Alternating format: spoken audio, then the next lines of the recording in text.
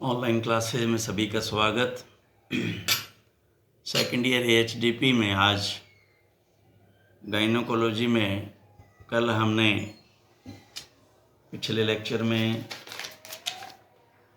गर्भाशय के कार्य हमने पढ़े और आज डिफरेंशियल जो है वो स्टडी इनके बारे में हमने वो भी पढ़ ली। लेकिन आज जो है हम जो कल हमने जहाँ इसको रोका हमारे लेक्चर को वो था अभी उसकी वेजाइना का जो है वो रिगार्डिंग वेजाइना आज जो हम पढ़ेंगे। उसके बाद में हम वल्वा, क्लाइटोरिस और इनके बारे में जानकारी हासिल करेंगे। तो अब है वेजाइना, योनि। ये एक मांसपेशियों से निर्मित नलिका है जो योनि व भग वल्वा के बीच में पेल्विक कैविटी में स्थित होती है। पेल्विक कैविटी में है, मांस से बनी है, मांसल है, नलिका है और ये जो है वल्वा से पहले इसके बीच में है। इसकी लंबाई जो है वो 20 सेंटीमीटर है।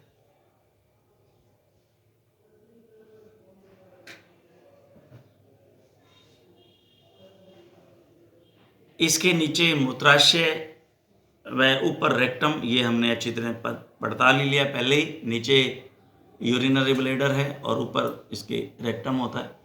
तो जब हम रेक्टल पाल्पेशन करते हैं तो रेक्टम में हाथ डाल के और इसको पाल्पेट करते हैं तो इसमें इसकी फर्श पर यूरेथ्रा की बाह्य छिद्र के दोनों तरफ यूरेथ्रा जो है ओपनिंग, बाहर जो ओपनिंग है यूरेथ्रा की, उसके दोनों तरफ गार्टर की नलिका, कैनाल्स ऑफ गार्टर निकलती हैं, खुलती हैं। कैनाल्स ऑफ गार्टर्स जो है वो खुलती हैं। वेजाइना यानी कि वेस्टिबुल से एक झिल्ली द्वारा अलग होती हैं जिसे हाइमन कहते हैं। हाइमन, योनि छंद या हाइमन कहते हैं। तो इसमें हाइमन जो है यह एक, इसको यूं समझ लो कि ये योनि का जो वेजाइना की है जो पैकिंग है, ये बाहर एक झिल्ली है। जैसे ये मान लीजिए ये वेजाइना है, ये मसल पार्ट है, ये नलिका रूप है और ये यहाँ जो है इसके एक पर्दा होता है, पर्दा।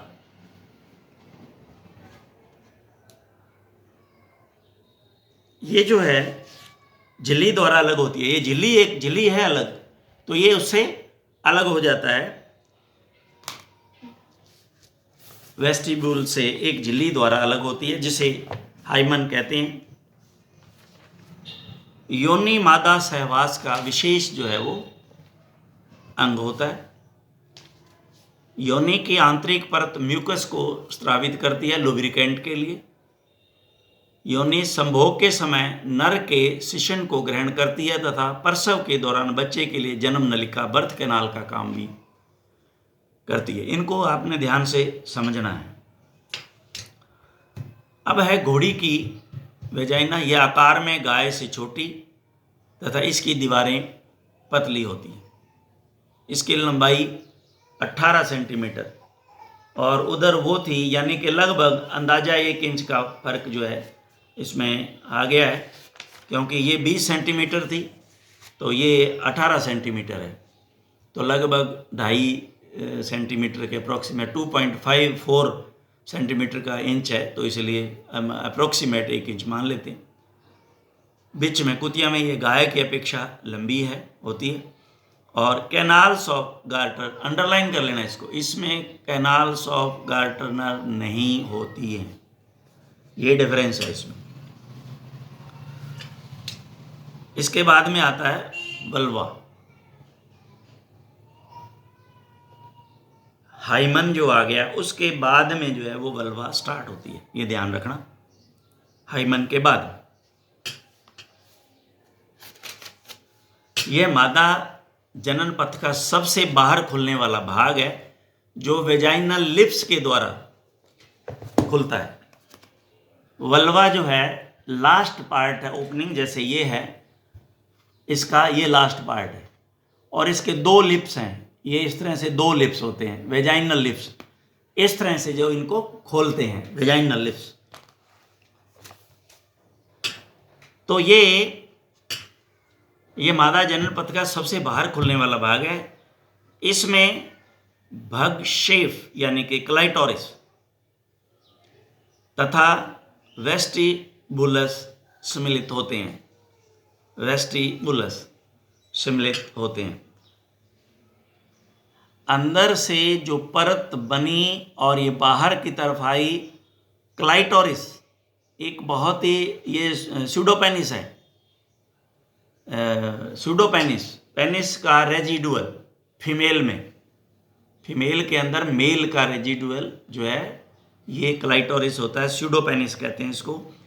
जैसे मेमरी ग्लैंड्स का रेजिडुअल आपने देखा होगा ह्यूमन बीइंग में भी छोटे छोटे टीथ के रूप में रहता है। यह गुदा एनस के एकदम नीचे होती है, गुदा के एनस के। इसके दो भाग होस्ट यानी कि वल्वर लिप्स दो पाए जाते हैं। इन पर स्पर्श बाल टैक्टाइल हेयर्स पाए जाते हैं, टैक्टाइल हेयर्स, स्पर्शी बाल जिनको बोलते हैं, स्पर्श बाल जो सेंसिटिव होते हैं। जैसे घोड़े के जो है वो नॉस्ट्रिल पे इस तरह के स्पर्शी बाल, कैट के जो है इसी तरह नॉस्ट्रिल पे स्पर्शी बाल पाए जाते हैं। इस तरह के बाल जो हैं इस पे होते हैं। दोनों होस्ट यानी कि वल्वर लिप्स ऊपर मिलकर एक ऊपरी डोर्सल तथा नीचे वेंट्रल कमिश्नर बनाते हैं। अब ये देखिए कमीशन क्या होती है, कमिश्नर।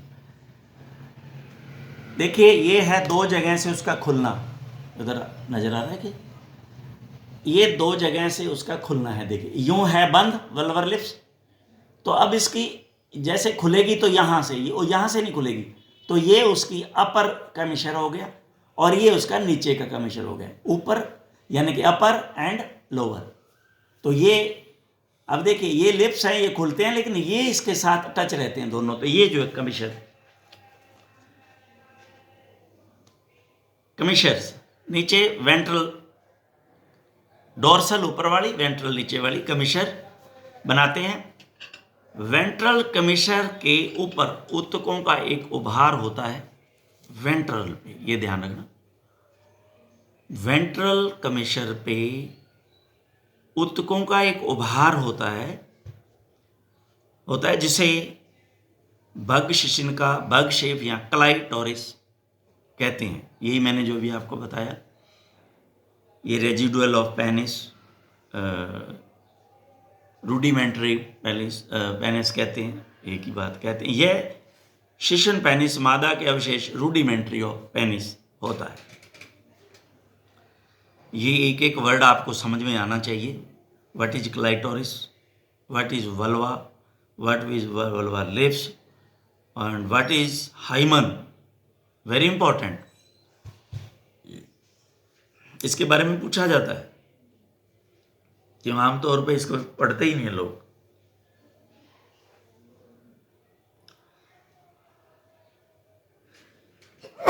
सॉरी।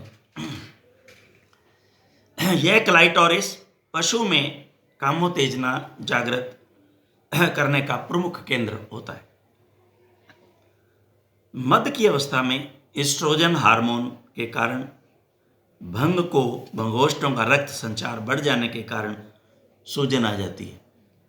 जो वल्वर लिप्स हैं वो सूज जाते हैं। या आपने जब गाय भैंस हीट में होती है तो आपने पढ़ा होगा कि दोनों वल्वर लिप्स जो है वो स्वेलिंग आ जाती है, एडिमेटस हो जाते हैं।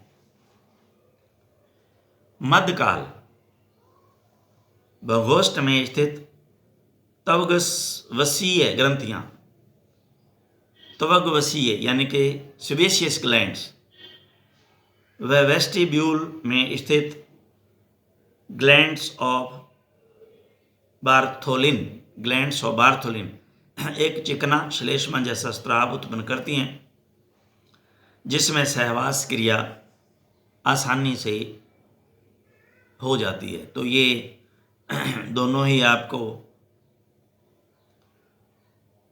ये सेबेशियस ग्लैंड कहाँ है? बघोष्ठ में यानी कि वल्वर लिप्स में है, और वेस्टिब्यूल में ग्लैंड्स ऑफ बार्थोलिन ये जो है सिक्रीशन छोड़ती हैं जिससे चिकनापन होता है, और ये क्वाइटस या मैथुन आसानी से हो जाता है।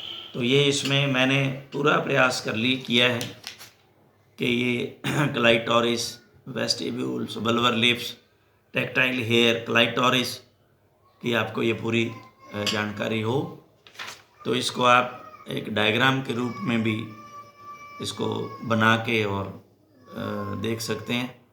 ये इसमें क्लाइटोरिस तो दे रखा है, और ये यूरिनरी मेटस भी दे रखा है, पेशाब जहाँ से आता है उसकी जो ओपनिंग, और ये floor of vagina, neck of cervix, बस इसमें इतना ही दे रखा है।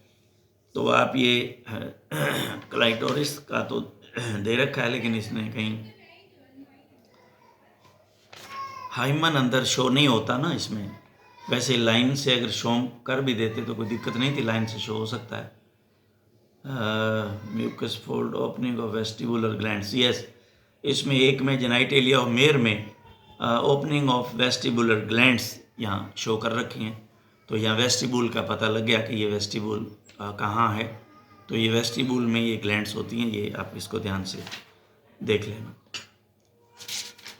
तो अभी हम सेकंड चैप्टर हमारा, क्योंकि हम बहुत पीछे चल रहे हैं इसमें, तो हम इसको शुरू कर लेते हैं। वैसे तो ये आप लोगों ने बहुत अच्छी तरह से टोटली ये पढ़ रखे हैं। 3 चैप्टर तो आपके एनाटॉमी और फिजियोलॉजी है टोटली, 3-4 चैप्टर तो वही हैं। तो आज हम पढ़ेंगे प्रजनन से संबंधित hormone, hormones related to reproduction. जब स्तनधारी अपनी यौवनारंभ अवस्था में पहुंच जाता है तो अंतःस्रावी ग्रंथियां, एंडोक्राइन ग्लैंड्स, एक्सोक्राइन, एंडोक्राइन आपने पढ़ रखी हैं।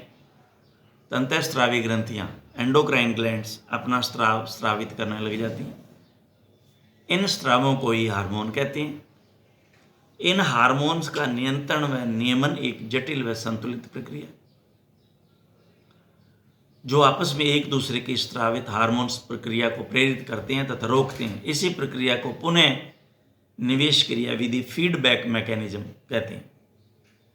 फीडबैक मैकेनिज्म, एक हार्मोन रिलीज हुआ, उसकी बहुतायता ना हो जाए बॉडी के अंदर, उसका एंटी हार्मोन जो है वो तुरंत रिलीज होता है और उसका जो है वो असर कम कर देता है। तो ये जो फीड मैकेनिज्म है इस तरह होना, इसको फीडबैक मैकेनिज्म कहते हैं।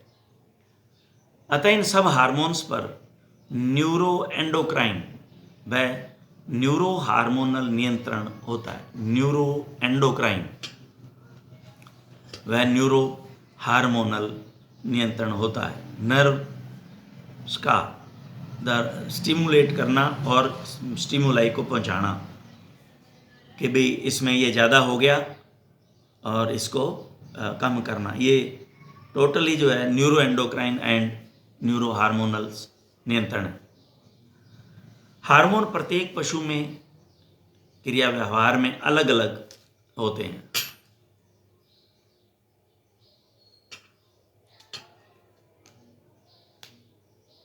हार्मोन प्रत्येक पशु में क्रिया व्यवहार में अलग अलग नहीं होता है, जैसे घोड़ी अथवा औरत का एस्ट्रोजन हार्मोन यदि गाय के लगाया जाए तो भी गाय मद में आ जाती है। तो ये एस्ट्रोजन हार्मोन एक जैसा ही, अलग अलग नहीं है कहीं। ये सही है। गाय मध्य में, लेकिन हार्मोन की मात्रा अलग अलग पशु के लिए भिन्न भिन्न होती है तथा लक्षण प्रदर्शन की मात्रा भी पर भी निर्भर करता है। और हार्मोन के निम्न जो है हमारे कार्य हैं। क्या काम करते हैं ये हार्मोन? पशु को यौन अवस्था में मध्य में लाना और लक्षण प्रदर्शित करना, यानी कि जवान हो गया तो उसके जवानी के लक्षण नजर आते हैं। उसके बाद में मध्य चक्र को रेगुलेट करना, हिस्टो स्पीड, ओवुलेशन, फर्टिलाइजेशन, ओवुलेशन करवाना, ओवा बनेगा, उधर से फिर उसके बाद में फर्टिलाइजेशन करना, भ्रूण को सुरक्षित वातावरण देना, जैसे प्रोजेस्टेरॉन नहीं स्क्रीट होगा तो मेंटेन नहीं रहेगा भ्रूण का प्रसव काल तक विकास करना व सुरक्षा प्रदान करना, गर्भकाल को बनाए रखना, प्रसव क्रिया का प्रारंभ, इनिशिएशन और पार्चुरेशन करना, आडर का विकास करना, दुग्ध उत्पादन करना, मध्य चक्र को पुनः स्थापित करना आदि। प्रजनन क्रिया से संबंधित हार्मोन्स नियंत्रण मादा व नर में अलग अलग जगह से होता है। प्रजनन क्रिया से संबंधित हार्मोन नियंत्रण मादा व नर में अलग अलग जगह से होता है। केंद्रीय तंत्र का तंत्र सेंट्रल नर्वस सिस्टम से अथवा अध सचेतक यानी कि हाइपोथैलेमस।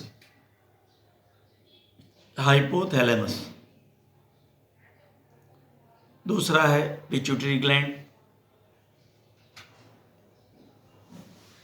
और इसके बाद में फिर फीमेल में, मादा में अंडाशय यानी ओवरी, अप्रा, प्लेसेंटा और एंडोमेट्रियम ऑफ यूट्रस, आंतरिक गर्भाशय की कला, जो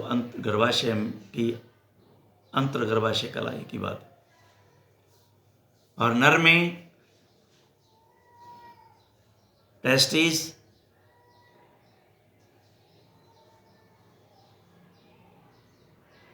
से हार्मोन जो एक्सक्रीट होते हैं। प्रौढ़ता के साथ ही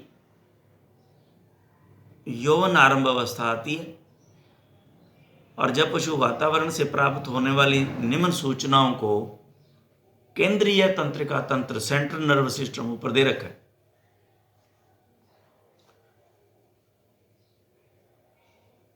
केंद्रीय तंत्र का सेंट्रल नर्वस सिस्टम ग्रहण करता है तो वह प्रौढ़ता के लक्षण प्रदर्शित करने लग जाता है, और ये सूचनाएं आती हैं। जो ऑल्फैक्टरी लोब है वो क्या प्राप्त करता है? ये हार्मोन्स ने फिरोमोन्स होते हैं, फिरोमोन्स, इसको फिरोमोन्स करो। फिरोमोन्स को सूंघने से गाय जो है हीट में है, गोदा कहीं भी हो, गांव में घूमता हुआ उस गेट पे पहुंच जाता है। दैट इज, इससे आप समझें, ये फिरोमोन्स को सूंघने से। दूसरा है विजुअल, आंखें मादा नर को और नर मादा को। ऑडिटरी, श्रवण, सूंघने से मादा नर की आवाज़, नर मादा की आवाज़ सुनने से। देखा होगा गाय रैंपती है, आवाज़ करती है, हीट होती है जब, और गोदा जो है वो वहाँ पहुँच जाता है। तो ये सारे के सारे लक्षण। टैक्टाइल, स्पर्श, छूने से मेल फीमेल को, फीमेल मेल को छूने से क्या होता है? हाइपोथैलेमस में गोनेडोट्रोपिक हार्मोन जो है का उत्पादन करता है, हाइपोथैलेमस। और यह gonadotropic hormone hypophysial portal system, hypophysial portal system द्वारा पीयूष ग्रंथि को जाता है, पिट्यूटरी ग्लैंड को, तथा हार्मोन्स का स्राव उनकी क्रिया दिखाई देने लग जाती है। तो ये हाइपोथैलेमस से ध्यान रखें, गोनेडोट्रोपिक हार्मोन्स का रिलीज होना जो पिट्यूटरी ग्रंथि में जाकर के क्रिया को शो करना चालू कर देता है। तो अब हमारे पास आ गई है पीयूष ग्रंथि। अभी पिट्यूटरी ग्लैंड, ये हमने सीएनएस के द्वारा पढ़ा, ये सूचनाएं जो लेता है और ये सूचनाएं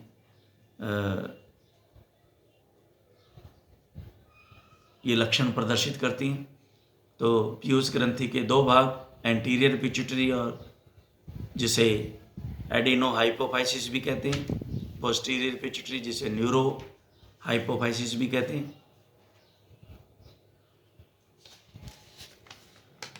इन उपरोक्त पीयूष ग्रंथि से निम्न हार्मोन स्रावित होते हैं।